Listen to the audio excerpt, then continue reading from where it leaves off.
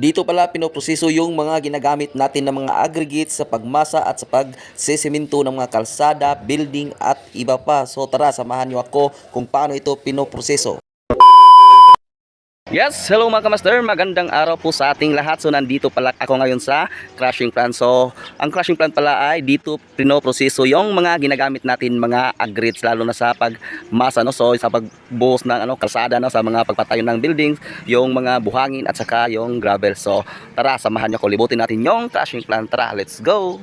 At ngayon pala ay nandito na tayo sa Joe Crusher. Bali dito hinuhulog lahat yung mga bato at saka yung mga buhangin bago dumating dun sa finished product. Yan po ang trabaho ni Joe Crusher. Diyan po dinudurog yung mga malalaking bato. At tara, puntahan natin yung susunod na ating titingnan na mga machine. So yun guys, yan po yung kanyang machine no, ng Joe Crusher, no? Grabe ang laki niyan mga master. Ganyan po kalupit si Joe Crusher, no? Kahit malalaking bato kaya niyang durugin, wag lang ang puso mo. Wow, lupit.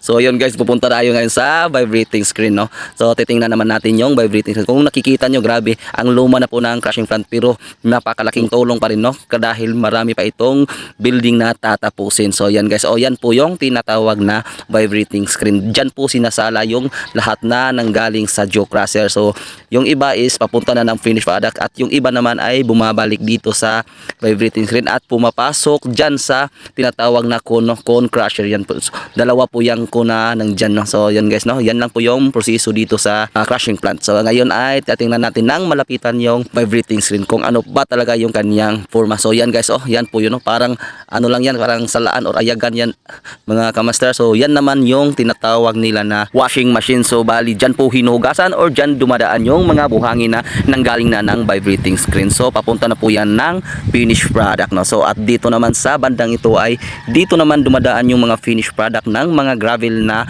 yung size ay nasa 3/4. So yung unang conveyor po na nasa taas ay dyan po yung 3/4 at dito naman po sa baba ay dyan naman po dumadaan yung G1 na gravel. At kasama pala natin ngayon si Master Ever. So isa po yan sa mga mentor natin, no? Bali mayroon pa tayong kasamang iba pero nasa baba sila. So ngayon ay nandito naman po tayo sa ibaba para tingnan natin ang malapitan yung cone crusher. So yan po yung tinatawag na cone crusher. So dyan po yung dinuduro yung mga bato, no? So ngayon ay try nating akyatin yung kanyang mga control panel ng crushing plant, no? Kung ano na pa talaga yung kanyang position, no? So tara, samahan nyo kung tingnan natin yung mga control panel sa taas.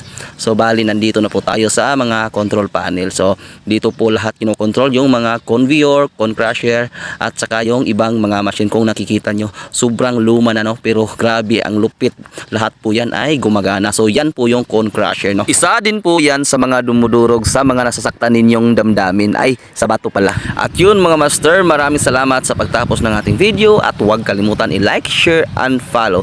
Thank you and God bless you all.